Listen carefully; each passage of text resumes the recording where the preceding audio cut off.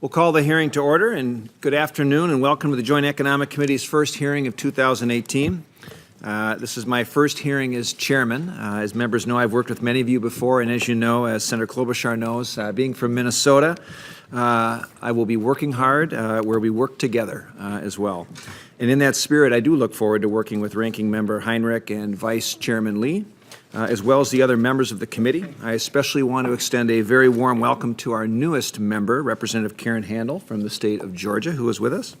And with that, we'll begin. We are witnessing a sea change in the American economy, one that is boosting opportunity, supercharging growth, and restoring prosperity to our nation. For 8 years, the last administration struggled to find government-based solutions to a financial crisis that hit American workers hard. And now we have a new administration with a very different approach, and I think few can deny that things have changed very rapidly. The job of this committee is to understand what changed and why. We all want more workers to rejoin the labor force, more businesses to invest, and more wages to rise. I believe our work here, engaging the economy's long-term potential, can inform us on the policies that foster that growth. Chairman Hassett, we welcome you here today. Some very good things have happened since you testified before this committee in October of last year.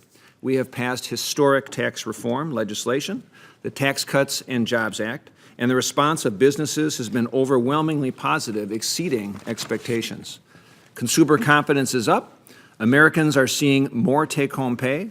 Many will spend less time preparing their taxes next year, and businesses are paying special bonuses, giving their employees a raise, repatriating offshore earnings, and investing more in the United States again.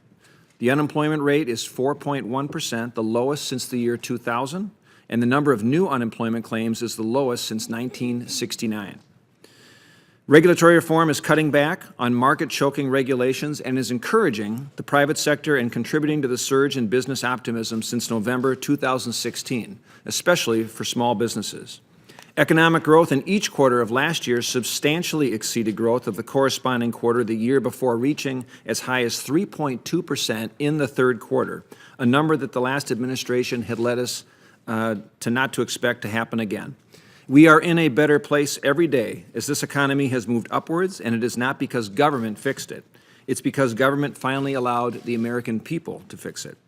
We are trusting the American people to keep more of their money and to spend it as they see fit, rather than micromanaging their lives. America's economy isn't getting overheated, it's just getting started. Figure 1, which is on the screen, uses the phrase constrained potential. The potential is everyone in the audience here in their capacity as productive members of American society, and the constraint part is, well, unfortunately, potentially everyone here on the dais in our capacity as elected officials. And this chart does show something very interesting. The color lines show how the Congressional Budget Office has lowered its projection of the economy's output potential each successive year since 2008. In other words, this is a graphic representation of the American government lowering expectations year by year. The black line at the bottom, however, it represents actual production as rising, closing in on the bottom potential line only after 8 long years. Potential GDP should not change much from year to year, yet this chart shows constant revision. And why? The answer is the continuous addition and tightening of policy constraints from 2008 to 2016. Removal of these constraints is a return to normalcy, not an artificial boom. What happened for the last 8 years was a regulatory crackdown that diverted and constrained Americans from their pursuits, and those expectations should never have been that low to start, because we should have had confidence in the American worker. And I would be remiss if I did not mention the President's concerns about our trade policy and discussion in recent weeks about tariffs. We're all deeply concerned about unfair trade practices by bad actors in other countries, and I know American workers want to compete fairly. That's because, and I know the President knows this as well, our workers are the best in the world, and when they compete internationally, America wins.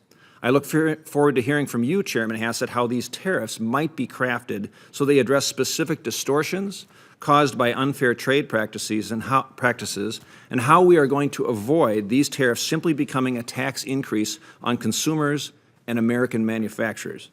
Chairman Hassett, we thank you again for appearing before the committee today and extend our thanks as well to the Council of Economic Advisors for preparing the economic report of the President.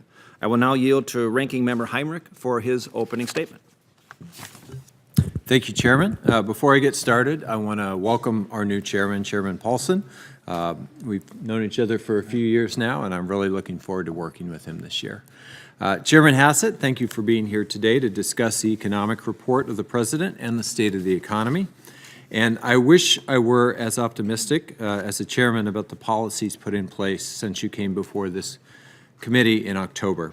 I'm going to be pretty direct. The Republican tax bill serves special interests and will cost our children dearly for generations to come. Rushed through with no bipartisan input, the GOP tax law jeopardizes our fiscal position and further tilts the scales in favor of large corporations and especially wealthy individuals. While the law's impacts on economic growth are debatable, the impact on inequality is clear. Independent analysis shows that within 10 years, more than half of working families will pay higher taxes than they would have before the new GOP tax law. And meanwhile, the wealthiest 5% walk away with an astonishing 99% of the tax benefits. Chairman Hassett, you and the President have promised again and again, most recently in the economic report of the President, that tax reform will increase average family income by at least $4,000. But that is simply not what we are seeing. If we wanted to reform the tax code to help the middle class, we could have simply cut taxes for the middle class. Pretty straightforward. And it would have directly given working people in New Mexico and around the country much needed resources to pay the bills, put their kids through college, and save a little something for retirement. Instead, Republicans chose to cut taxes for large corporations and for the super wealthy, and left Americans hoping that those cuts would somehow trickle down to workers. History has shown again and again that's not what happens. And the early evidence this year confirms who the big winners are. So far, corporations have announced more than $210 billion with a B dollars in stock buybacks, benefiting executives and wealthy shareholders. While there have been some bonus and wage announcements, they total just $6 billion. $6 billion to $210 billion, a fraction of the money going to executives and the investor class. It's not just the immediate impacts that are concerning. The whole strategy is misguided. The massive increase in deficits constrains our efforts to tackle the problems that we should have been focused on in the first place, like fixing our broken infrastructure and making more accessible and affordable a whole range of post-secondary education options, from apprenticeships and vocational education to community college and four-year universities. Think about how we could have invested $1.5 trillion spent on the tax bill. We could have erased every student loan in this country, every single one. One recent study shows that canceling student debt for the 44 million Americans who hold it would boost economic output and create up to 1.5 million new jobs in a single year. Of course, we could have invested that $1.5 trillion in infrastructure. The administration's infrastructure plan commits barely any real money to the cause. They say they want to spend $200 billion in federal dollars, but its budget makes more than $200 billion in cuts to existing infrastructure programs, from transit to highways to water. In other words, the long-awaited plan invests no new net federal dollars. The $1.5 trillion hole dug because of the tax bill could have actually funded our infrastructure plans. Instead, the administration is hoping that somehow state and local governments and the private sector will pay for roads, for bridges, ports, schools, VA hospitals, and on and on. But the private sector has little interest in investing in sparsely populated, low-traffic rural areas that desperately need infrastructure investment. And the tax law further limits already cash-strapped states' abilities to raise new revenues by capping state and local tax deductions. It's less a plan and more a hope. You often hear that budgets are a reflection of values. That's true. But the massive tax giveaway, maybe even more than recent White House budget, reveals Republican priorities. My Republican colleagues could have joined with Democrats to invest in children, to invest in workers, education, our long-term economic success. Instead, they handed out goodies to large corporations and the uber wealthy and risked our long-term economic health. Chairman Hassett, my focus is on what we can do now and moving into the future. I'm interested to get your insight today on how the administration plans to work with us in making the investments that will help families succeed in today's economy. I look forward to hearing your perspective. Thank you, Ranking Member Hinrich. I'd now like to introduce our distinguished witness, Chairman of the President's Council of Economic Advisors, Dr. Kevin Hassett. Dr. Hassett earned his Ph.D. in economics from the University of Pennsylvania. Prior to joining the administration, Dr. Hassett was the Director of Research for Domestic Policy with the American Enterprise Institute. He has served as an economic advisor to multiple presidential campaigns. In addition to prior experience working as a senior economist with the Federal Reserve Board of Governors, Dr. Hassett has been a visiting professor at New York University and is an associate professor at Columbia University. Chairman Hassett, we appreciate you joining us today, and you are now recognized for your testimony. Thank you, Chairman Paulson, Ranking Member Hinrich, Vice Chairman Lee, and members of the committee for inviting me to discuss the economic report of the President. Our report outlines the economics of an agenda focused on improving growth by reforming the tax code, eliminating unnecessary regulations, investing in infrastructure, addressing cybercrime, and improving the conditions that made it hard for America's middle class to recover from the recession. First, on taxes and growth, our review of the literature and our own modeling finds that the average household could get a $4,000 wage increase from the new law once the law's full effects get absorbed by the macroeconomy. We've already seen that 4.7 million workers have received raises, bonuses, or improved benefits as of today. By our calculations, companies have already announced investments of over $191 billion. We also have now modeled the effects on the individual side, finding they could increase GDP by 1.3 to 1.6% in 10 years. I also want to mention share buybacks. Monies previously offshore are being sent back to the U.S., a one-time adjustment of the stock of trillions of dollars of old profits that were locked in foreign subsidiaries. One would expect this. No economist would make the case that the American economy would be better off if these monies were still locked offshore. Share buybacks today are not mutually exclusive to long-run wage gains that accompany American capital formation that will accumulate this year and in the future. Second, on deregulation and growth, there have been demonstrable harmful effects on the economy of overregulation. For example, business dynamism has suffered a decline. 2009 marked the first time that more firms died than were born in the United States since the Census Bureau began compiling its business dynamics statistics. It's likely that regulatory zeal slowed both dynamism and overall growth. We find that if the U.S. had some OECD product market regulation that was the same as Germany, we would increase annual growth by 0.1% per year. If we deregulate further to the level of the Netherlands, we could get growth at 2.2% per year. Third, we examined why the middle class can't seem to get ahead. The labor income of the typical household at the middle of the income distribution is still below where it was at the start of the 21st century. The last administration's tax and transfer policies worsened the wound through their effect on the labor market. The median American's inflation-adjusted household income from working took 9 years to recover to its pre-recession level after the Great Recession, the longest this type of recovery has taken since at least 1979. Government policies decreased the incentive to work, contributing to the historic decline in Americans participating in the workforce and the continued stagnation of wages, along with the baby boom retirements. But in the end, these government policies hampered the economic success of the very middle-class households they were intended to help. Changing course can help address the low labor force participation rate, we believe. I'd also like to touch on immigration. The President's immigration policies focus on a merit or skills-based approach, bringing in immigrants who are highly productive and skilled as opposed to those who simply arrive through a family relationship and who may have low or no skills shows why a headcount is not the way to think about the impact of immigration on growth. Former CEA Chairman Eddie Lazier has written about the relationship between the education levels of prospective immigrants and the economic effects their admission could rationally be expected to have. I agree with his analysis. Looking at infrastructure, another of the President's priorities, in 2014, total congestion costs peaked at $160 billion, wasting 6.9 billion hours in delays and 3.1 billion gallons of fuel. A $1.5 trillion investment in infrastructure could add 0.1 to 0.2 percentage points to economic growth over the next decade and improve productivity and the quality of life. The President has focused on the high cost of drugs.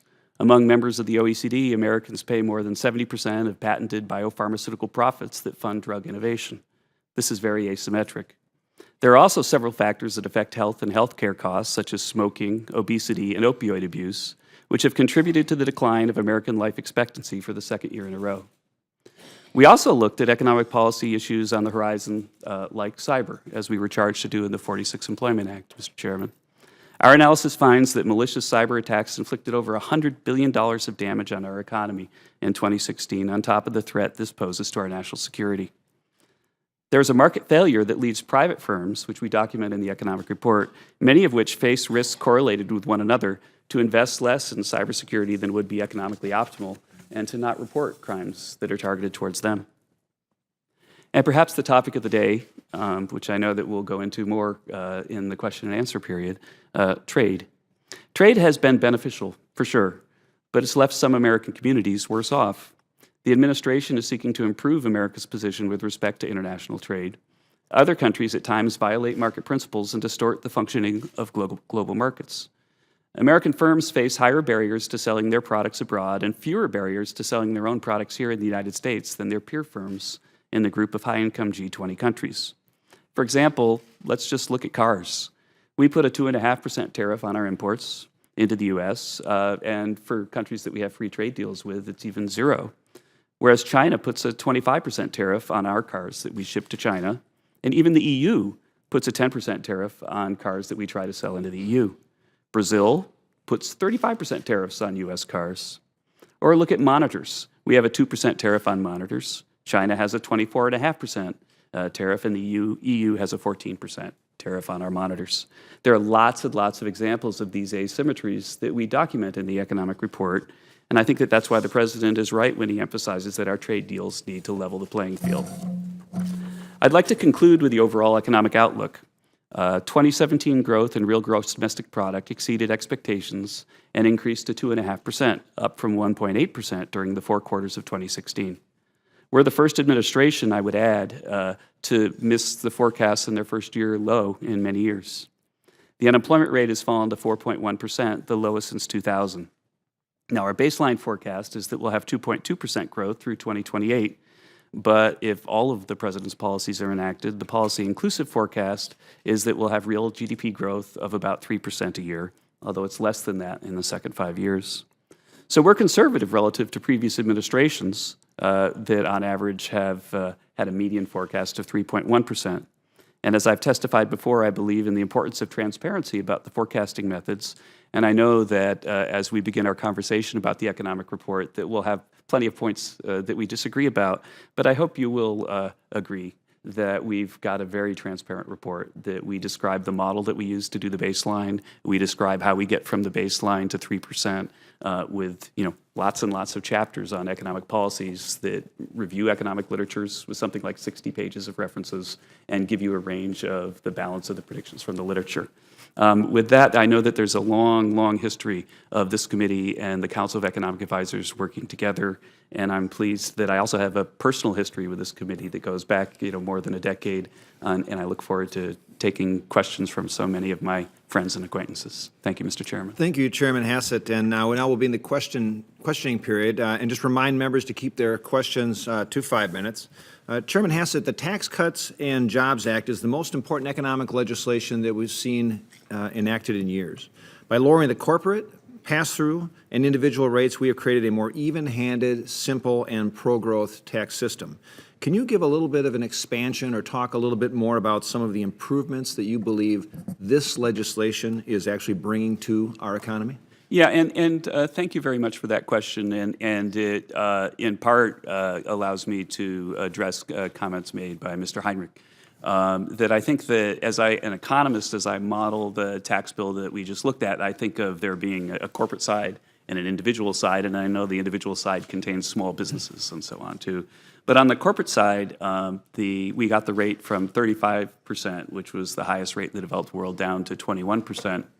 But also introduced a whole bunch of rules, some of them quite technical, like deemed tangible income, and I know the members of this committee have studied them all and know them well, that make it so that firms can no longer reduce their U.S. tax burden, easily by moving their activity abroad.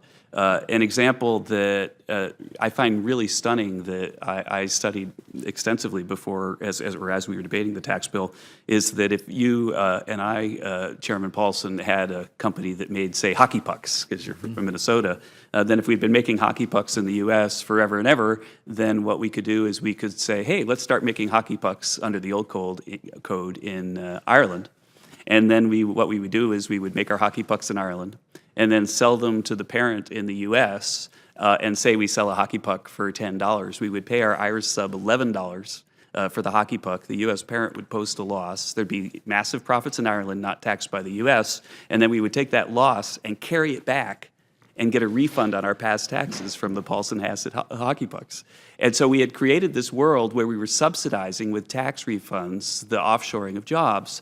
And I think that we fixed that. And I know that President Obama had a proposal that did many of the similar things in the tax bill that we did.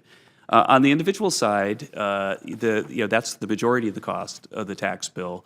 And I think that about $700 billion of the cost on the individual side is from the refundable child credit.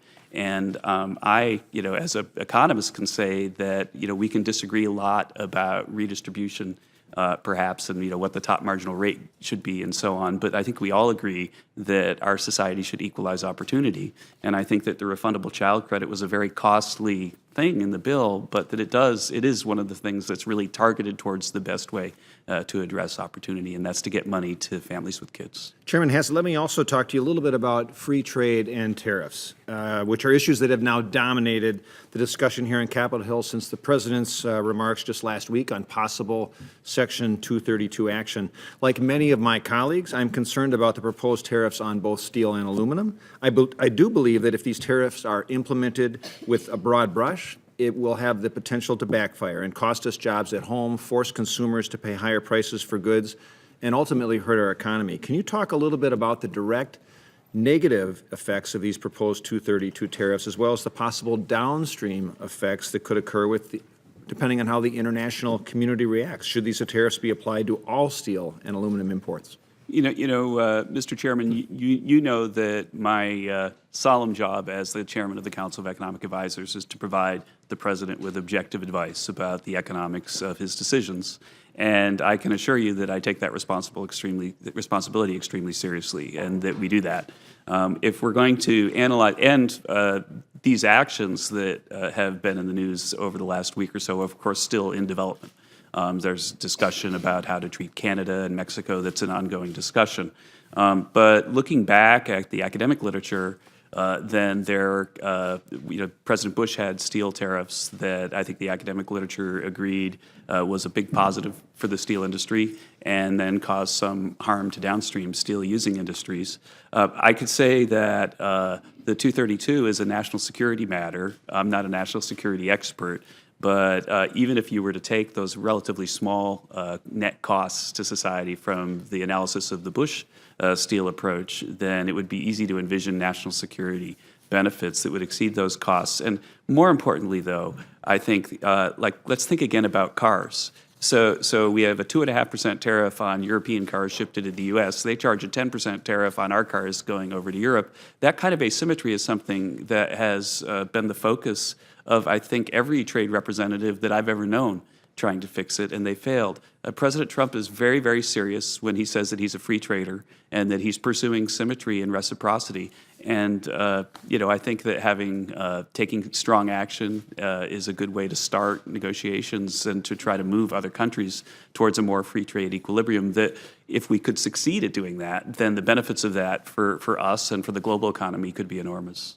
Thank you. With that, I now recognize Senator Hinrich for a period of 5 minutes. Thank you, Chairman. I'm just going to jump off your question there. I'm curious if the president's interested in reciprocity and proportionality. So much of our challenge there in terms of abuse has been with China, not with Canada. Why make the first move with regard to Canada instead of tackling the problems that we all have recognized exist in our trade relationship with China? I'm not the person who sets the schedule for which moves that we make when. I can assure you, as you can see in the economic report, that the Council of Economic Advisors has taken very seriously our responsibility to measure things like the intellectual property theft from the U.S. by Chinese firms and the Chinese government, and quantify. So we've got numbers in there. It's more than 100 billion. And as you know, there are actions to prioritize. Where we've seen the worst abuses. Going on to wages, the Council of Economic Advisors has estimated that the corporate tax cuts just passed by my Republican colleagues would lead to a $4,000 increase in average household income. We've seen a few companies that have announced one-time $1,000 bonuses, but we haven't seen anything really approaching a $4,000 permanent wage increase that's been predicted. So, Chairman Hassett, if you want to guarantee families $4,000 in their income, why not just cut out the middleman and give them a $4,000 tax cut in their income taxes? I think that the problem from the point of view of modeling the economy is that ultimately you have to have a theory of where wages come from. If wages are being supported by high productivity, then we can give people a pay wage or a raise and sustain it for many, many years. Productivity basically only comes from two places. One is that we give workers more capital to use, or two, we give them training so that they have more human capital. And by chasing our hockey puck firm overseas to Ireland, what we basically did is we removed capital from the economy. And we mentioned in the report, by the way, that capital deepening's contribution to wage growth in the second 4 years of President Obama's term actually went negative for the first time in U.S. history back to the Second World War. And it wasn't a policy that President Obama pursued. It was the absence of a tax reform that fixed this problem where everybody was moving everything offshore. And so I think if we want workers' wages to go up, and you know that I do, then we have to either train them better or give them more capital to use. And what we were doing before we changed the tax law is we were chasing the capital offshore, and without capital there was no productivity growth, and without productivity growth there was no wage growth. So talking about tax reform, for years we heard the mantra of tax reform being about lowering corporate taxes but broadening the base. This certainly lowered corporate taxes. It's why it comes with a $1.5 trillion price tag. Where was the broadening the base? Oh, on the corporate side, Mr. Hinrich, I think that the net cost after the international changes was about $300 billion. And so imagine if we started with a 35% rate and moved it down to 21%, if we didn't have any base broadening, then we would have lost a heck of a lot more revenue than $300 billion on the corporate side. I look forward to seeing how this models out over time, or how the models match up to reality. As you know, shareholders are receiving about 30 times as much as workers through stock buybacks. That's just from the public numbers of what's been released with regard to the ratio of bonuses, the ratio of raises to actual buyback announcements.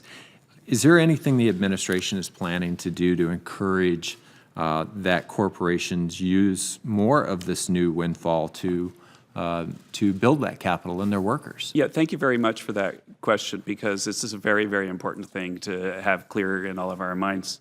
There was a whole bunch of previously earned profits sitting offshore. Some estimates as high as $3 trillion, but say $2 to $3 trillion that was offshore, and was offshore in December. And now that $3 trillion is coming home, and a lot of that money is for firms like Apple and Microsoft that have enormous profitability, they just had it parked in their foreign sub, and they're bringing it home. The wage growth that the models put out that we talk about in the economic report comes over time from capital formation. Now, some of that money coming home will be turned into investment. Some of it will be turned into bonuses. Some of it will be put in the bank. But there's a cumulative stock of about $3 trillion that's coming home right now. And it's better that it's home than we leave it over there. But the wage growth comes from the capital investment that not just the firms that made profits in the past made, but the firms that are going to make profits in the future make as well. I'm over my time, Mr. Chairman, but I would just make the point that I think Apple is seeing that real money. My constituents are still waiting for their real increase in wages. Vice Chairman Lee, you're recognized for 5 minutes. Thank you very much, Mr. Chairman, and thank you, Mr. Hassett, for being with us again today. It's always a pleasure to have you in front of the committee. In your report, one of the many things that you discuss that I think is interesting and helpful is a mounting body of academic and economic research indicating that excessive regulation negatively affects productivity growth by misallocating misallocating labor and creating restrictions on entry.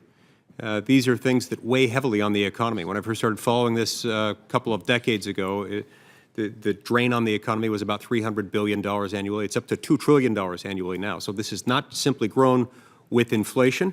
There has been a very significant uptick in the burden imposed on the economy by the federal regulatory system.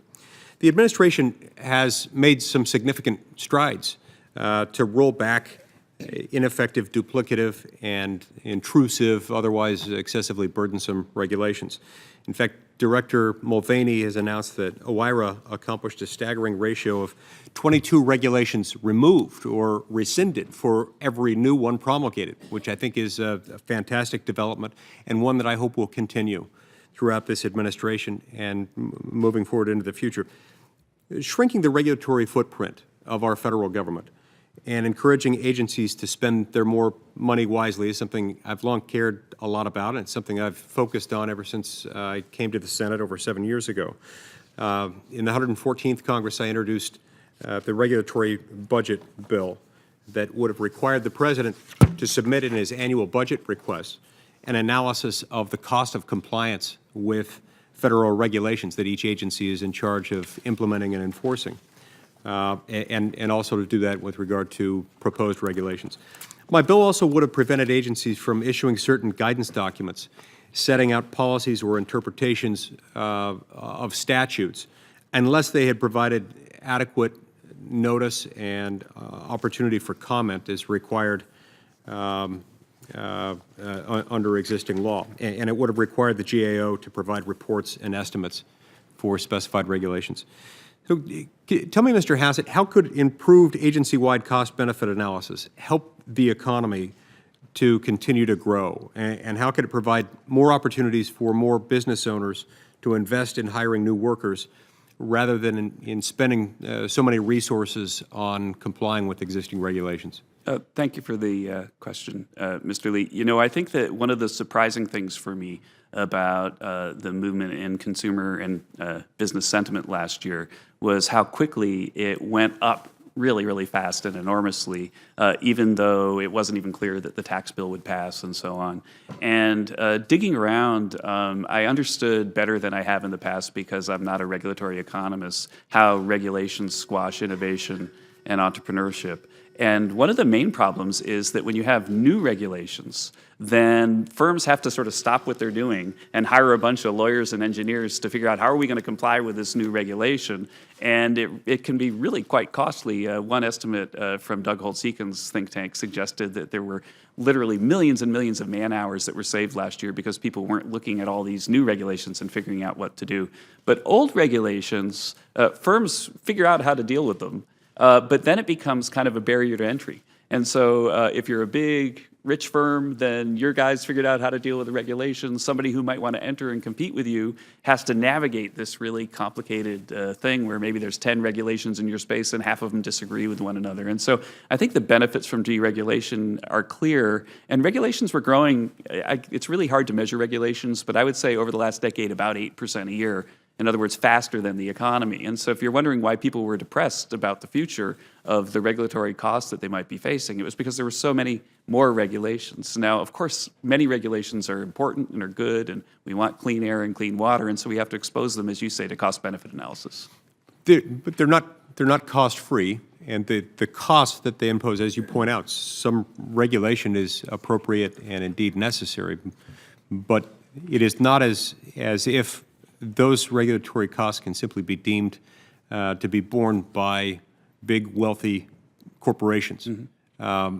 It's the startups that don't happen very often that you could think of as bearing the cost of those. The startups that don't happen, yeah. The jobs that don't arise, since we know that most, if not all, net job growth occurs within startups. but it also gets paid for by consumers. Disproportionately speaking, we're talking about poor and middle-class consumers who pay higher prices on everything they buy. Thank you. Thank you, Sam. Thank you. And now, Representative Byer, you're recognized for 5 minutes. Thank you, Mr. Chairman, very much. And Chairman, thanks for being Good to here. see you again. In both the CEA report and in your testimony, you stressed the benefits of deregulation for growth, per your conversation with Senator Lee. But I want to focus slightly different, because we know from both historical and unfortunately recent events that very few factors can impact growth negatively more than a financial crisis. Hence the downturn in Chairman Paulson's, the upside down here, yeah, I get the right way up. That dark black line was the financial crisis. Is there any evidence that the deregulation of the financial sector improves the stability of the financial system? You know, you're right to point to the fact that there's a big academic literature on the history of financial crises. Hart and Rogoff looked at 700 years of that and found that it's typical for economies to grow slowly after that for up to a decade. If you dig into their data a little bit more, which I've done, then you see that a lot of the big negative growth comes in the first half, and that usually by 7 or 8 years in, you start to go back to normal growth.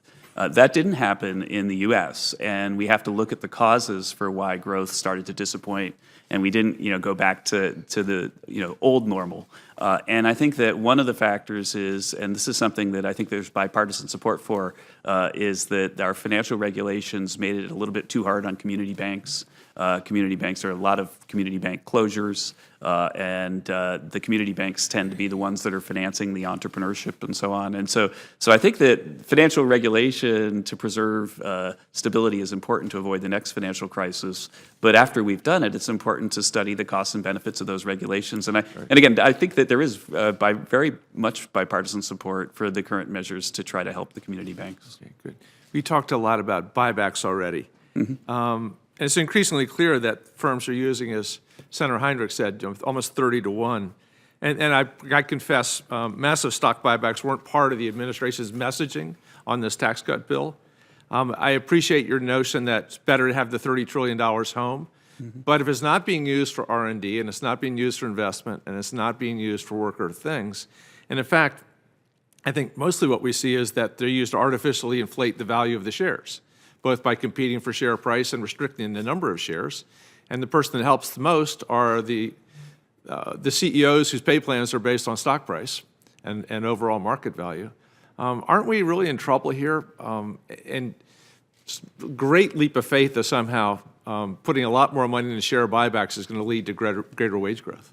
You and I agree about a lot of stuff, and on this buyback thing, though, I just disagree. I've wrote a paper with Alan Auerbach, who's come as a Democratic witness, I think, before this committee in the past, on what drives buybacks. And we have this very special one-time thing going on where there are these trillions of dollars offshore that are suddenly, they're able to bring them home, and firms are investing them. They're giving bonuses, they're putting money in the bank, and they're buying back shares and increasing dividends. And that's how capital markets work. But imagine if I own a share and then a firm buys it back. It's as if they gave me a dividend. They're giving me some money, and it's coming because I made an investment in their firm. Well, then I, as an investor, will presumably go out and buy some other equity in some other firm. And so what that will do is that if you have a big firm like Apple, say, that has already done all of the investment plans that it plans to, and doesn't need the money that it's sending home to build a new factory, then it might buy back the shares, and then the people who owned Apple will go out and buy equities in firms that are new and innovative. And that's how capital markets work. The churn in capital markets is what drives growth. Let me try one more question. Sure. The president keeps talking about, he's repeatedly and recently claimed that there's a $17 billion trade deficit with Canada. And yet your report talks about actually a net trade surplus with Canada and with Singapore. So can you educate him on our Canadian trade surplus, please? The president's very well educated on these matters. I think, I haven't looked at his specific reference that you're talking about, but there's some people, for some purposes, emphasize the goods trade deficit, and some people emphasize the goods and services trade deficit. And I think that in the economic report of the president, we look at both. Is the goods surplus or deficit more important than the services surplus? I think it depends on what the conversation is about. that it's pretty common for jobs producing goods to have higher salaries than jobs producing services. And so there are definitely many conversations where the goods surplus is the more relevant metric. Mr. Chair, I yield back. Thank you. Thank you. Representative Handel, you're recognized for 5 minutes.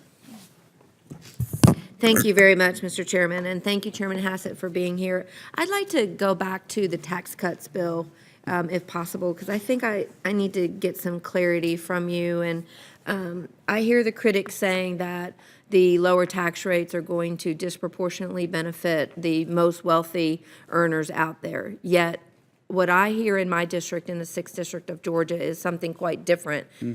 Kim, a single mom who works for a construction company, she is actually seeing an additional $260 a month. That is more than $3,100 a year in her paycheck. And for a single mom with her daughter in college, that's really significant. So can you give some clarity around how the tax cuts really are affecting in a real life scenario across the different income brackets, particularly for low and middle income earners? Sure. I think that I've already addressed one thing that I think is very important, which is the big increase in and refundability of the child credit. Also, the Treasury was really quite efficient at changing withholding, so that already in February people saw their take-home pay go up.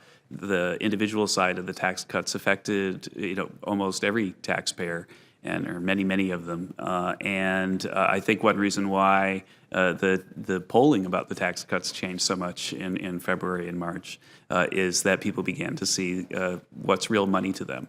I think that we have to remember that the tax bill just passed in December, and that our estimate of the wage effect is really something that happens after the investment, the capital accumulation has occurred, and that's something that will be spread out over years. I think that if history is a guide, then as popular as the tax cuts are now because people saw their take-home pay go up, they're going to be even more popular in a few years because of all the new capital that's come online, pushing up productivity and pushing up wages. Great, thank you. I want to move to something that you said in your testimony about the real need to educate and train better the U.S. workforce so that we will have enough people to fill these jobs. As you know, about 6 million jobs are left unfilled here in the U.S., and employers really are very concerned that applicants lack the necessary skill sets. So what is your perspective about the balance between the emphasis of a traditional four-year college degree versus vocational and technical education, and how we can better marry that up to meet the demands of this growing economy? Well, I know that this is something that is a big focus of many in the administration, especially Secretary DeVos.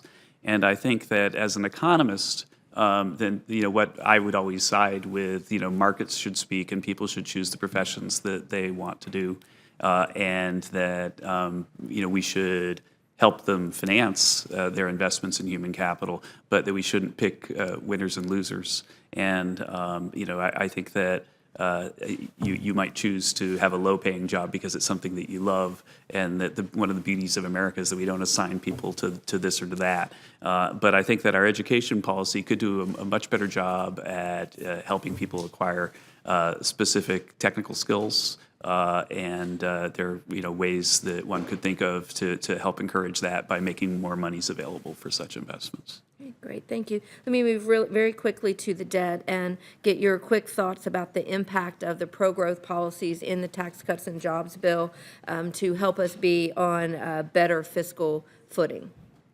Yeah, I think that the president prioritized the tax bill in the first year. Understanding that the game that we played with our hypothetical hockey puck example was harming America's workers, and that they desperately needed our help. Then in the fullness of time, I think every economist will tell you that the entitlements are exploding, and that we haven't, in present value, we haven't yet worked out a way to pay for them.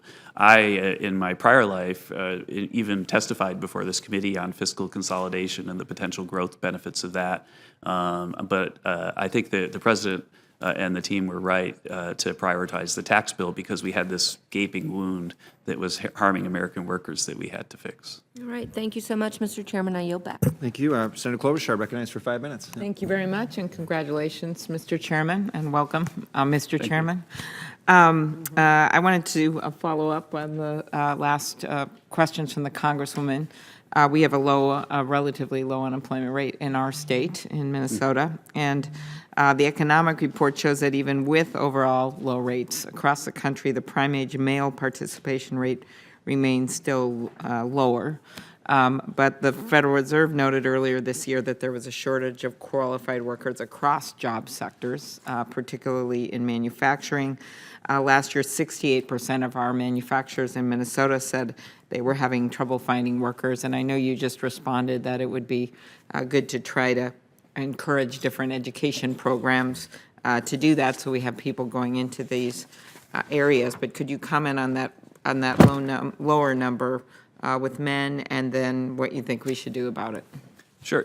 I think that one point that we try to emphasize in the economic report, Senator, is that the retirement of the baby boomers is not the whole story. That there are many reasons why labor force participation, especially from prime age males, have declined. Some of those involve higher marginal tax rates, discouraging work, especially amongst older people. We talk about the prevalence of substance abuse. I think you might have seen our reference in the report to our big study in the fall of the impact of opioids on the U.S. And I think that there are many, many things that we're going to have to do to improve labor force participation. But the thing that I thought was a good news part, that was really bipartisan or nonpartisan good news in that part of the economic report, was that labor force participation does respond some to policy.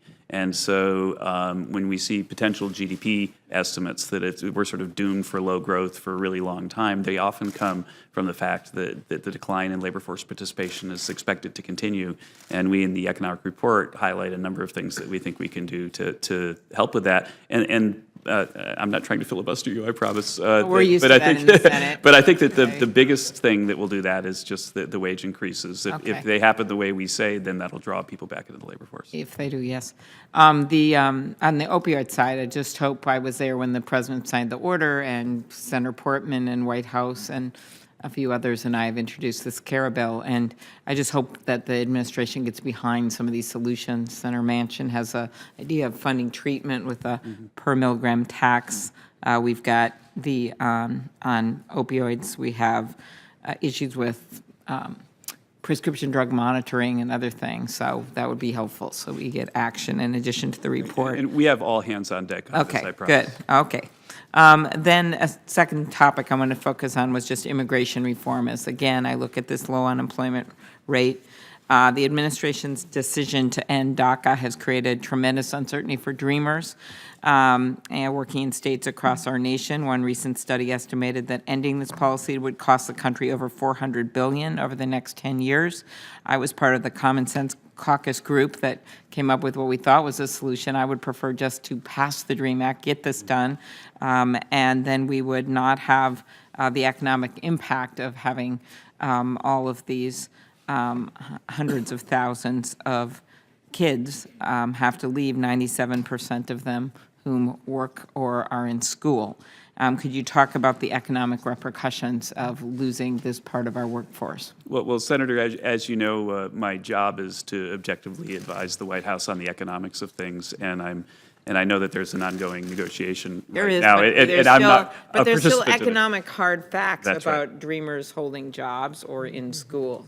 Right, and you know, I think that the economic literature is clear that that immigration has, in many ways, been a big benefit to the economy. That immigrants are often more likely to be entrepreneurs. And so on, and 25% create of all lots U.S. jobs. Nobel laureates were foreign-born. But I think that also, and this is something before I joined the administration that I wrote extensively about, and yet because of perhaps the bad enforcement of existing laws and the existing chain migration as opposed to skills-based migration, then we're probably not getting the maximum bang for the buck out of immigration. That I know, but I was just designed better. specifically asking about dreamers and their economic impact and the fact that they are here in a different category and have been working legally. Yeah, and I have not done a specific estimate of the economic impact of Dreamers, but I'd be happy if you would let me table it to get back to you in That would be QFRs with a specific. I would really appreciate that. Thank you. Mr. Congressman LaHood, you Representative LaHood, you're recognized for 5 minutes. Thank you, Chairman Paulson, and congratulations on your chairmanship. Chairman Hassett, thank you for being here today.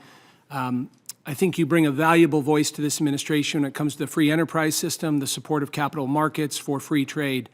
I want to read a quote that you had last year regarding the economy of the U.S. The success of the United States has come not from our natural resources or its large population, but from its free market system. Liberalized trade in broadly multilateral, regional, and bilateral agreements is a key ingredient in the recipe for prosperity. How does pulling out of NAFTA coincide with that statement? You know, I think, thank you for the question. And I think that the president has said over and over that he believes in free trade and that he wants to negotiate better trade deals. I'm not participating in the negotiations over NAFTA, but I know that there's a great deal of hope that NAFTA, that the negotiations will be successful. And I think that you would agree that if you look at like the asymmetries that I mentioned, for example, for autos, that it would be great if we could fix that. And the president's a very good negotiator, and he's intent on making the trade deals more symmetric than they are. And you mentioned earlier your job is to give advice. I mean, do you think pulling out of NAFTA is a recipe for prosperity?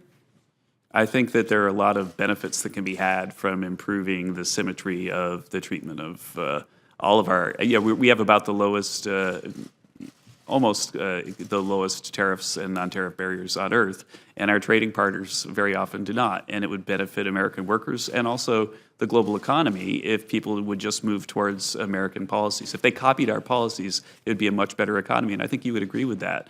But previous presidents have tried to move foreign trading partners in that direction and failed, and I think the president is intent on trying to do that. Well, and it seems to be there's obviously a strong debate going on these issues, and we had Secretary Mnuchin before the Ways and Means Committee and asked him this, and he thought it was a good idea to renegotiate and not pull out. I know Secretary Perdue has said the same thing at the Department of Agriculture. Gary Cohen has said the same thing. Ambassador Branstad in Iowa. Do you have an opinion on that? I think that the best possible outcome is a reciprocal, symmetric trade deal that increases the freedom of trade. Yes, I think that that's correct.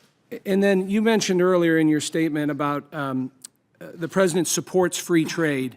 When we look at the last 14 months here, and you know, what can we look at in terms of policies or things put forth that support free trade? Right. Well, I think that what's happening now is that there's a massive amount of work negotiating trade deals and trying to improve them and to make them more symmetric and reciprocal. If those deals are successful, then they would certainly improve free trade. Well, again, with all due respect, you know, I look back over the last 14 months, and when Ambassador Lighthizer came in, he talked a lot about bilateral trade agreements. And I think we're all in agreement those are positive for the U.S. But, you know, as we sit here today, we haven't seen a model or a format or a mechanism for bilateral trade agreements. And that's very frustrating as somebody that represents a strong agriculture district where Caterpillar tractors are made and John Deere equipment. And, you know, 40% of the corn and soybeans grown in my district go somewhere else around the world. Mm-hmm. And here we are with not one bilateral trade agreement put forth. Well, I think that if you and I were negotiating trade deals, that we would have no difficulty writing a deal right away. We would have a 2-sentence trade deal that says we're going to have free trade between our countries. The trade deals that are being negotiated have thousands and thousands of pages, and it takes a long time to fix them. But we're intent on doing so. And I guess 2 other points. I know you mentioned, particularly on steel and aluminum, that this is a national security issue, and that's what it's been categorized. But I know Secretary Mattis has disagreed with that and said it's not national security, so I would just point that out. And I know you referenced President Bush and his steel tariffs that had gone on. But again, back when that happened, I'm quoting from an article here, Business Insider. Manufacturers that depended on cheap steel during that era for their supply chain were hurt. The Institute for International Economics estimated as many as 26,000 jobs were lost in this country after those were inputted. And I guess my last comment would be, who wins in a trade war? I think that the global economy will function better if our trading partners move their trade policies towards ours. And I think that American workers would be better off if the high tariffs on our products, like the 25% tariff on U.S. autos shipped into China, the 35% tariff on autos shipped into Brazil, if those are brought down. And the president is very serious about being a tough negotiator and putting America's workers first. Thank you for your service. Thank you. Representative Maloney, you're recognized for 5 minutes. Thank you, Mr. Chairman, and congratulations on your appointment. And Mr. Hassett, welcome back. Thank you. It's great to be here. As chair of the Council of Economic Advisors, you have to straddle two very different worlds, the economic profession and the Trump administration. And I'd like to build on the question of my colleague on the other side of the line, of the side of the aisle. You said in an interview that was published on January 30th, and I quote, "Everybody in the Trump administration believes in free trade," end quote. As a free market conservative economist, do you agree with the president's policy of putting large tariffs on imported steel and aluminum? Yes or no? My job in the White House has been to provide objective analysis to the president of those policies, and I've done so. In the end, the 232 judgment is one that's a national security judgment. I'm not a national security expert. You mentioned that Secretary Mattis had disagreed, but ultimately the president was elected by the American people to protect them and to make judgments about national security, and I support the Constitution and his right to do that. What are the likely economic effects? Who pays the price? I think that the likely economic effects of, say, a steel tariff would be that we would have more steel production in the U.S. that would benefit steel workers and steel firms here in the U.S. And to the extent that steel prices are higher, then steel-consuming industries might find that their costs have gone up and profits have gone down. And in your report, you repeat a repeated claim you made many times that was a major selling point for the tax cut legislation. You write that, and I quote, "The corporate tax changes alone are expected to increase annual income for families by an average of $4,000, end quote. And in a September report, you call this a very conservative estimate. Now, is this based on mainstream opinion in the field of economics about the incidence of the benefits of corporate tax cuts on labor? Yeah, thank you very much for that question, because yes, it is. And in fact, in the economic report, there we have a chart which I would completely be unable to find right now, sitting here at the stage, but would happy to do so and send to you, where we go over all of the academic literature in this area and provide estimates of the wage effects from corporate tax cuts from any number of papers, including some published in the American Economic Review, which is like the New England Journal of Medicine of Economics. And so critics of our analysis have asserted falsely that this analysis is not mainstream, but it is mainstream. It's citing academic peer-reviewed research in the top economic journals, including one by myself. And the paper that I wrote had a much bigger effect than the one that the economic report honed in on. And I think that also shows my commitment to letting the staff decide what they think the literature says. I didn't put my finger on the scale and tell them to use my paper. Well, I would like to request to place in the record alternative opinions from economist Paul Krugman, who had an analysis where he called it boneheaded, and your predecessor, economist Jason Furman, said it was implausible and a little more than far-fetched, and Larry Summers wrote also a statement in opposition to this economic determination. Now, I if I could put it, thank you. And following the passage of the Republican tax cut legislation, major corporations have authorized an eye-popping $200 billion to stock buybacks. And of course, this drives up stock prices, benefiting stockholders and CEOs.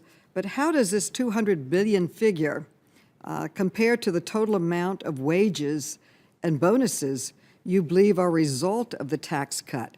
What is the rough ratio? How do $200 billion in stock buybacks benefit the American worker? I think, again, Mrs. Maloney, that to return to the buyback issue, the buybacks right now that are coming from the repatriated monies that were previously offshore are a one-time thing. If the papers that I cited, which are not boneheaded, are peer-reviewed in top journals, are correct, which they might not be. It's economics, right? Economics is an imperfect science. Then after the capital formation happens, workers will get $4,000 in, say about 5 years from now. And then the year after that, they'll get even more. The buybacks, the $200 billion, are a one-time thing that's based on the trillions of dollars that were offshore in the past. In the future, if the capital formation happens, then wages will go up, and they'll continue to go up over time.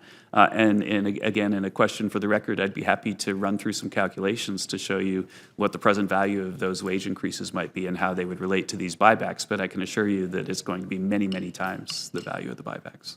The time is up. Thank you. Thank you. Representative Comstock, you're recognized for 5 minutes. Thank you, Mr. Chairman. Appreciate the opportunity to be here today, and I wanted to focus on, and I was very pleased you included this in the report, on cybersecurity and the economic cost of not having the top sort of cybersecurity workforce, as well as just being aware of the threats. So I was noting that in the report, talk about 75% of the cyber threat being from the outside, coming in, hacking in, 25% being on the inside, so people who are trying to, get in and then are opportunists there. And then while we often hear a lot about the state actors, and that's 18% or so, 51% is organized crime.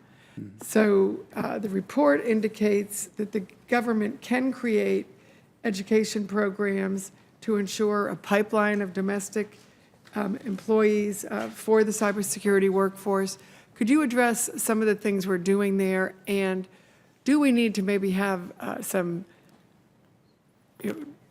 given the need for that within the government to protect against this, how do we compete for the cybersecurity workforce that we need on the inside, given this is a very active, growth area on the outside? So how do we make sure that we have these high-end workers to deal with this very, as you pointed out, a big economic threat? Yeah, thank you very much for the question. And I think that the cyber chapter in the economic report broke a lot of new ground that I was very proud of the economic team that did that analysis, because it allowed us to quantify the impact of cyber crime in the U.S. in a way that has not been done before, by doing things like looking at announcements of cyber attacks on firms and then estimating the share price response to the cyber attack.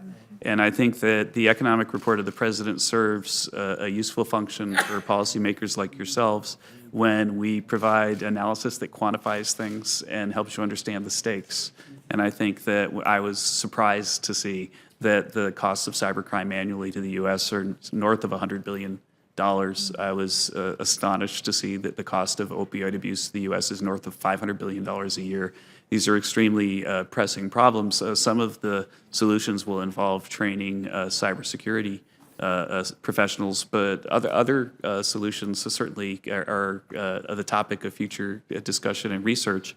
Imagine if pirates were attacking port cities and stealing $100 billion a year. How we would respond, and it feels like this cyber cost that we discuss in the economic report has received a much smaller response than that, and our hope is that by quantifying the numbers that we help people prioritize their own thinking about future policies.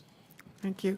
And then you actually mentioned my second question that I was interested in the opioid abuse and that cost being so significant. And I know as I travel throughout my district, inevitably, whether I'm at a Rotary Club or a chamber or a business talking about their needs, I hear certainly about workforce development that we've addressed here, and I appreciate everything there. But part of the workforce development problem is the opioid abuse and the drug abuse, and not being able to get employees who can pass drug tests.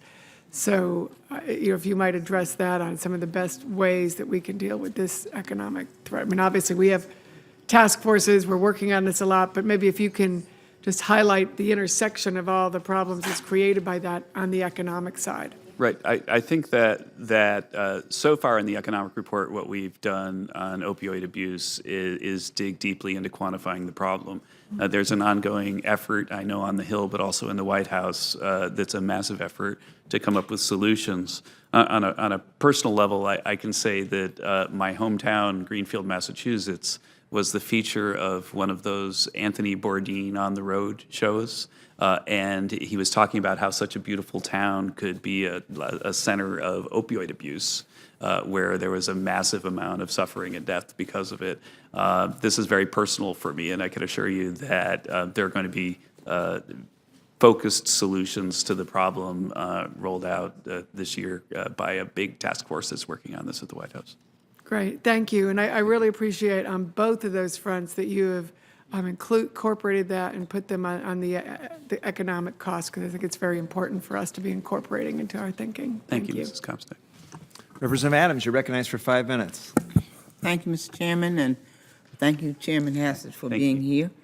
The Trump administration is allowing states to impose work requirements on Medicaid beneficiaries.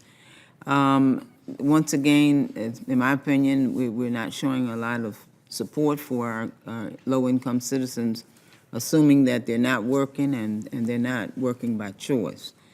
Most Medicaid recipients who can work already work. 60% of adults on Medicaid are working, and nearly 80% are in working families. Of those not working, more than half are family caregivers, some in school or already looking for work. All work requirements will accomplish is kick people out who need Medicaid the most. So my question is, what impact will taking Medicaid from America's working families have on our country's health, productivity, and economic growth? Thank you for the question, and I think that we all agree that having a job and earning success is an objective that is worthy for every citizen, and that there are definitely citizens that have difficulty accomplishing that for many reasons, including the opioid abuse that we mentioned.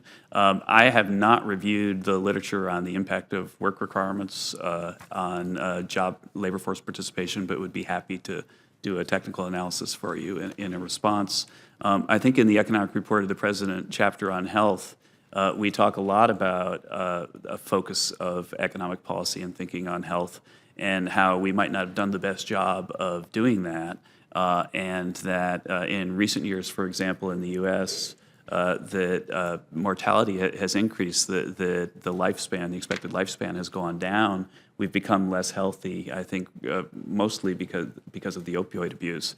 But having a policy that measures health and focuses on improving it is something that I think that we should all agree is a worthy objective of policy. And I think that the chapter on health in the economic report should help us do that, because we come up with and focus on measures of health.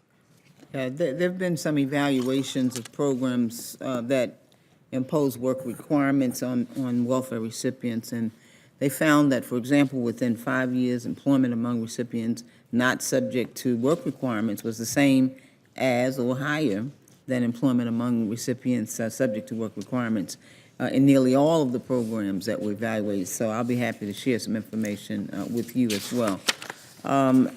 You know, before I move on to my next question, I want to just take a second to just express my concerns about the administration's repeated attacks on state and local budgets.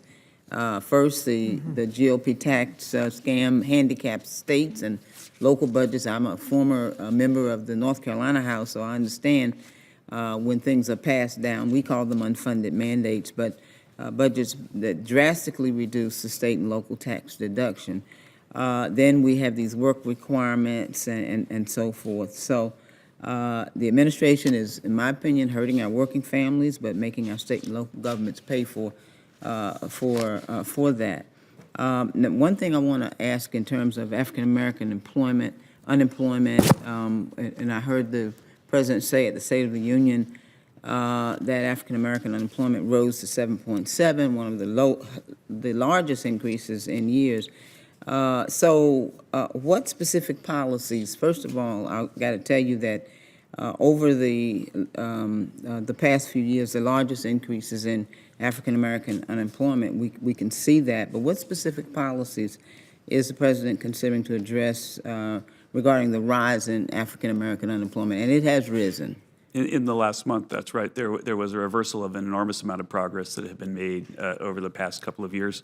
This is something that, going back to even the peak of the financial crisis, I testified about, because back then when I reviewed the literature, it was clear that that in good times, the good news is that society's made an enormous amount of progress, and the odds of African Americans and Caucasians being hired are about the same, but that in bad times there was still clear evidence that African Americans disproportionately bore the brunt of layoffs. And going back into during the financial crisis, I testified about policies that I would advise that we had pursued back then because I saw this thing coming. And I think that the fact that we made so much progress is the fact that it is basically the result of the boom, and it's normally what one would expect to see when the unemployment rate is low, is that they would make a lot of progress, because the asymmetry in the job market for African Americans, which is still a very big problem in the U.S., tends to be that when there's a downturn, that they're the first to lose their jobs. Thank you very much. I'm out of time. Mr. Chair, you. Senator Cassidy, you're recognized for 5 minutes. Yes, sir. Thank you for testifying. My understanding is that the aluminum and steel tariffs will not apply to finished products, rather just upon the sheets of steel and aluminum themselves, or the aluminum bars. Is that correct?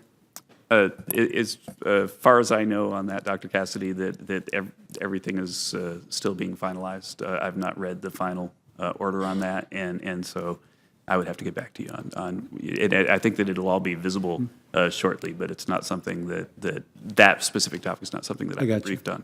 And Senator Portman mentions to me piping, and which is important in the oil and gas industry. Then in that case, you may not be able to answer the rest of these, because my question was, my series of questions are around the fact, has the administration modeled the effect of these tariffs upon companies shifting manufacturing overseas so as to make a finished good and then to bring it back across the border, raising their input price, if you will, so therefore it's more profitable to construct overseas.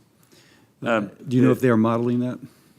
At the Council of Economic Advisors and in the Commerce Department and at the USTR's office, there's an enormous amount of modeling capability that we provide analysis of. Do you know the result of that? What I'd like to know is really, if it has been modeled, what is the expected effect of businesses offshoring to use lower?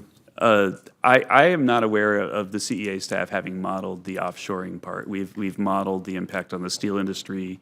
Then let me ask, I don't mean to be rude, I just have a short period of time. I have a friend back home in Morgan City, Louisiana, has a fabrication shop, and he is competing against Koreans who have lower labor cost and probably subsidized steel and from China. And they will just ship modular units into Southwest Louisiana to be put into a petrochemical plant. So he's competing directly with a foreign competitor. His labor costs are higher, he's closer, transportation costs lower, but now his steel costs are going up 25%. Has that been modeled, the effect upon our domestic fabricators and manufacturers who are directly competing with those who will not suffer from such a tariff? I without referencing specific deliberative work that CEA has done for the president, I can say that the economics literature has looked at previous episodes like this and found that that there are upstream or in-stream benefits to the steel industry and downstream harm. that the downstream harm has been cited in some of the previous questions. Do we know Again, this 232 is a national security judgment by the president.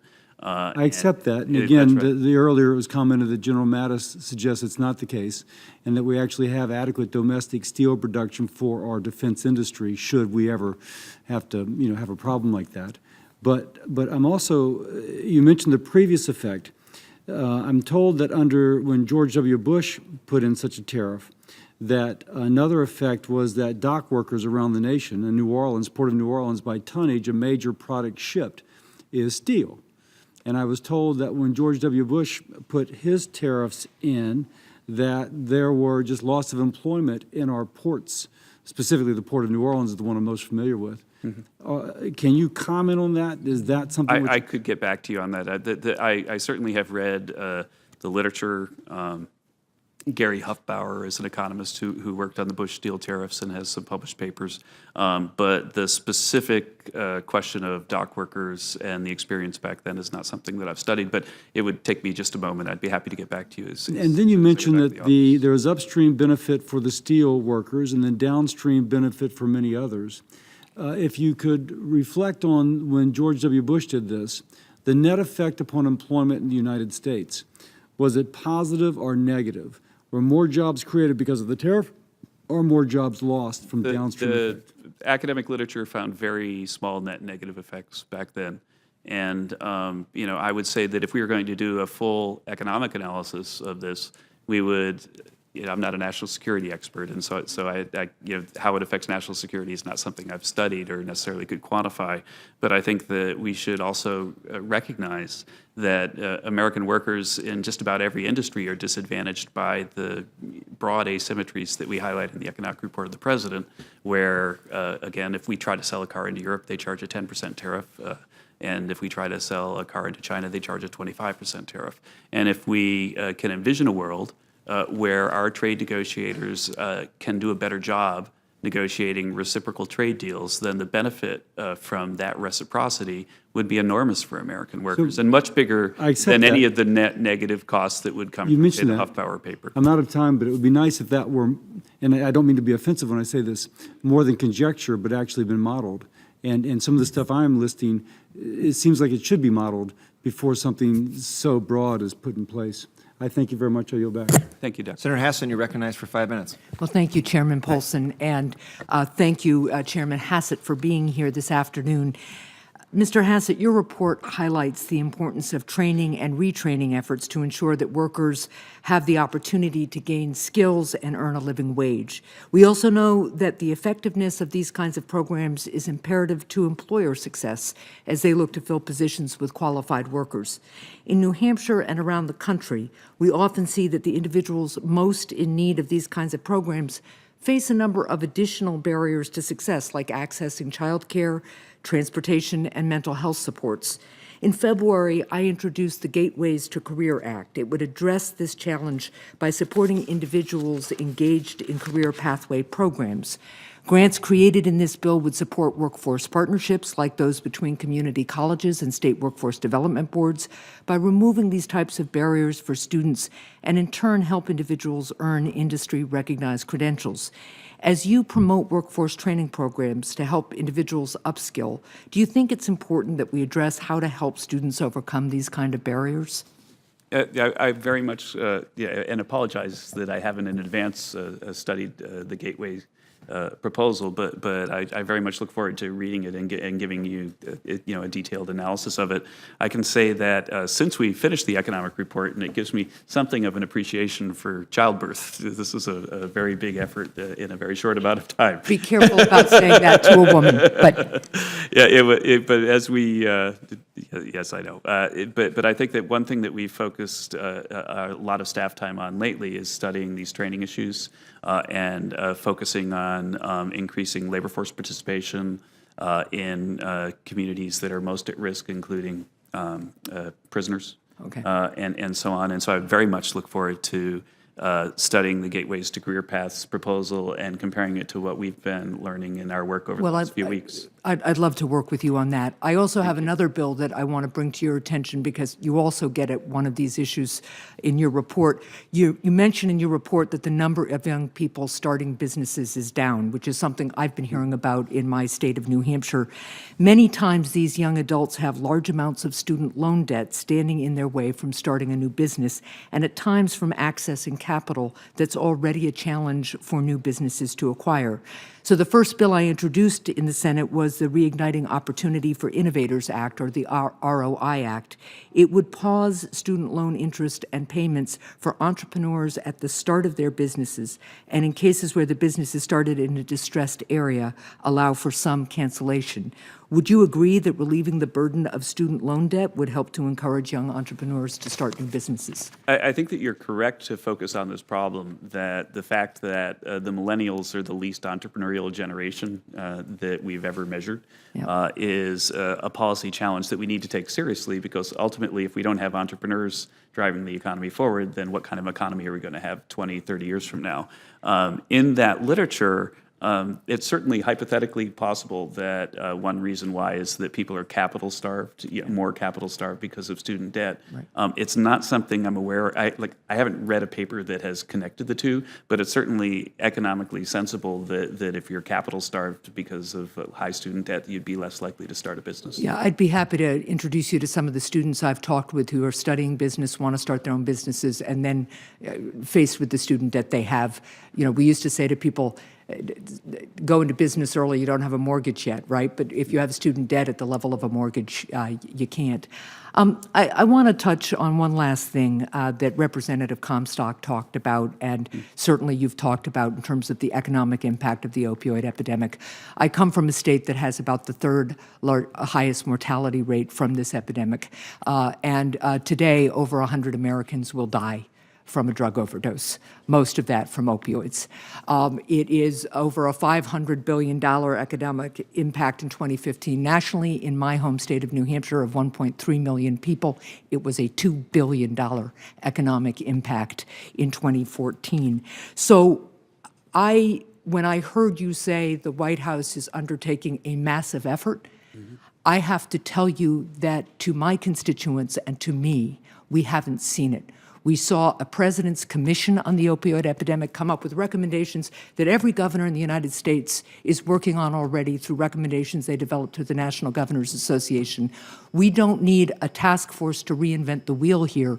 We need resources on the front lines to healthcare professionals, to law enforcement, to treatment and recovery providers, and we need this administration to stop trying to undermine Medicaid, which is where most people get substance misuse treatment and behavioral health treatment right now who desperately need it. So I hope you will take that message back to the White House. Thank you. Thank you, and thank you, Mr. Chair. Senator Portman, you're recognized for 5 minutes.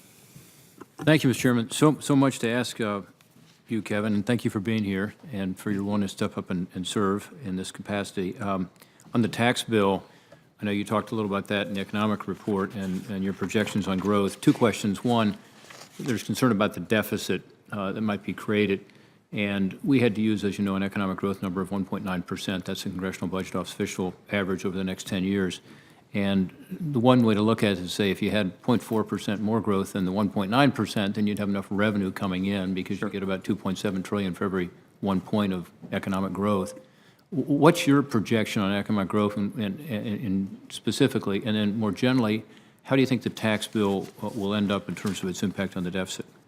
Well, thank you, Senator, and thank you also for agreeing to introduce me at my confirmation hearing. It seems like a long time ago. Yeah. But that was very gracious of you. I think that you were right to think about it, that if you go out to the 10th year and we have on the baseline a $28 trillion economy, that if you imagine a growth of 0.5% a year higher or 1% a year higher, if you like to divide by 10, then you can see that it's very easy to envision this tax bill generating enough growth so that it doesn't have a negative effect on revenue. I think that the Joint Tax Committee gave a dynamic score of $1 trillion dollars, but I think that they really underestimated the growth effect. I think that if we get the growth that we project in the economic report and the president, and again, and I think in a very transparent way, then that will add almost $3 trillion to baseline level of GDP at the end. And that's, American money, and some of it can be paid back in taxes, but all of it will contribute to welfare of American citizens. Which means the pro-growth tax reform will actually end up reducing the deficit relative to what it would have been. And with regard to what is most important in the tax bill, you talk about productivity. When I talk to companies back home, of course, we're talking about bonuses and pay increases and contributions to 401ks, which is great. And of course, individuals are getting more tax relief, and withholding tables have been changed. People are finding, $40, $50 in their paycheck they didn't expect. But what's the most important single thing in this tax bill for long-term growth and wages? The most important single thing in this tax bill for long-term growth and wages is to make the corporate rate 21%, because we've ended the kind of scam, the tax scam, where you could get a tax refund to locate a factory offshore and to increase demand for foreign workers and reduce demand for domestic workers. We've fixed that really heinous policy error, and the signs of its damage to the economy are all around us and all throughout this economic report. Again, think about it. Capital formation's contribution to productivity growth went negative for the first time in U.S. history at a time when we weren't in a recession, because we were chasing all of our capital offshore, and I think that we fixed that.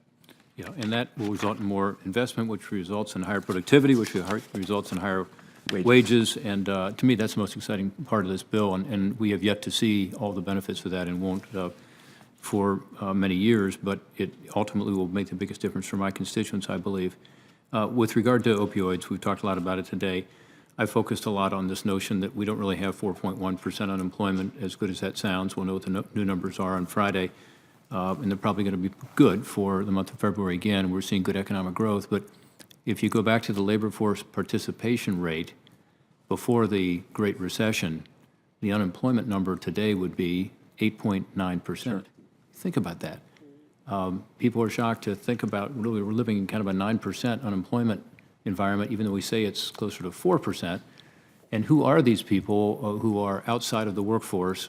And when you do those studies, as you know, you find out that opioids play an amazingly large role. And I appreciate your raising that issue. And the Brookings study by your colleague, Mr. Kruger, is one, of course, but also BLS has its own study out there. It's very similar, saying that roughly 43 to 47% of men who are currently of prime working age, able-bodied men, are taking pain medication on a daily basis.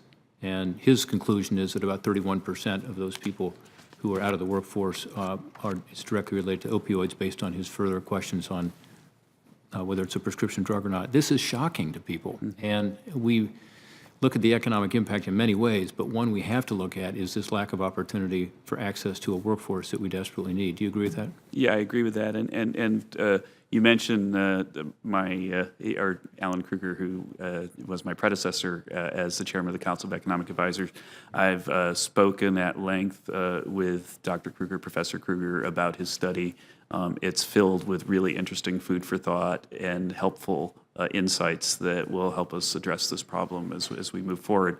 And so I think you're right to mention that work. It's extremely important work, very well done. And I've spoken with Dr. Kruger about it. I hope it encourages us to do even more on the opioid crisis. We've got the funding now. We've got to be sure it's well spent. With CARE 2.0, my colleague who talked earlier is a co-sponsor of that. Thank you, Mr. Chairman, and thank you, Dr. Hassett. Thank you, Senator Portman. Thank you, Chairman Hassett. If you don't mind, we'd like to just give members a second round of questions. This will be a lightning round, so we'll just limit members just questions to 3 minutes per member, if you will. I'll just begin. You just mentioned, we just had a conversation about the lower unemployment rate. Job creation has actually been fairly strong recently. Economic growth has improved over the last year and was a lot better than expected not long ago. Yet the administration is undertaking various initiatives to stimulate the economy even further. Can you comment a little bit on the effectiveness of different approaches to stimulate the economy? And I'm just thinking purely of the supply side versus the demand side stimulus. Yeah, thank you. This is something that I've studied at length throughout my career. And the one thing I think that we know from a massive amount of work, both on studying the U.S. economy, the variation across states, and the variation across countries, is that if we have an attractive corporate tax code, then it fosters higher growth, higher capital formation, and especially higher wage growth, which is something that has disappointed enormously in recent years. And so I would say that the growth from the tax bill is going to be front and center. It's going to be something that we're going to experience. It's a reason why many Wall Street firms are now forecasting what used to be impossible, that we'd have growth above 3% this year. But moving forward, the president has a very aggressive agenda on infrastructure and other things that also have positive growth effects. And I think that if the agenda is adopted, that it's extremely defensible that we could return away from the new normal of low growth to just normal. Good. Ranking Member Hinrich, you're recognized for 3 minutes. Chairman, I'm going to go back to this graph that the chairman provided for us. We've got two different groups of lines here. We've got lines that are just projections that are not real data, and then we've got the line that really concerns me. And the part of this line that really concerns me is this part here, which is the financial crisis from a few years ago. And I think we probably do all agree that there's huge bipartisan support for a reduction in overregulation to small community banks, to credit unions, small community credit unions. But this week, the Senate is considering banking legislation that would also roll back some important safeguards that protect consumers and Main Street from risky behavior by large banks. Large banks are earning record profits. They just had their tax rate slashed, as you know. Why is now the right time to expose consumers again to the kinds of systemic risk that got us into this financial crisis in the first place? I would have to study the specifics of the bill that you're talking about, and it's not something that I've done. So I would. You haven't followed the bank deregulation bill that's on the floor? I would have to read carefully where it is right now. I've not been updated on that. There's been a lot of other stuff going on. If God forbid that, I hope I'm wrong, but if this banking bill were to lead us into another financial crisis, would this administration want to oppose any public bank bailouts for banks that took on too much systemic risk? I have not discussed that with the president. Well, the legislation is on the floor this week. That's why I'm asking these questions, because now's the time to get it right. Right. If we wait till it's passed, then the words are what the words are on paper. Mm-hmm. So I would look forward to your input. Yeah, I'd be happy to get back to you on that. Thank you. Representative Handel, you're recognized for 3 minutes. Thank you.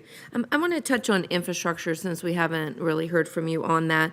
There are a lot of different viewpoints on this subject, that we should spend more and do so while the interest rates are low. The administration isn't spending enough. The federal government shouldn't borrow more.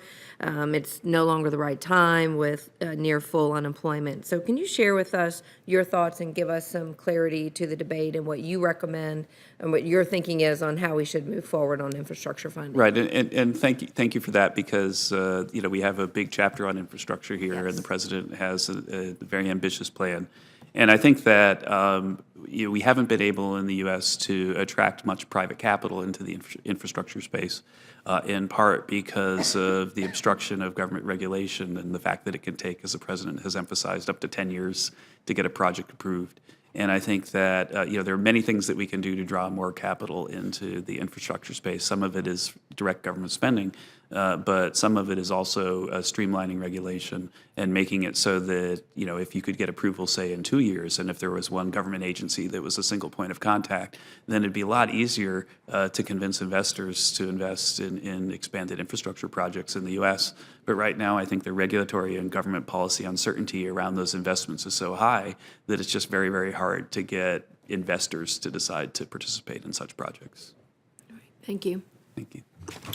Well, with that, I'd like to thank Chairman Hassett again Thank you, for Chairman. testifying before the committee today, and remind members that should they wish to submit questions for the record, the hearing record will remain open for 5 business days. And with that, this hearing is adjourned. Thank you, Mr. Chairman. Thank you, everybody. Thank you.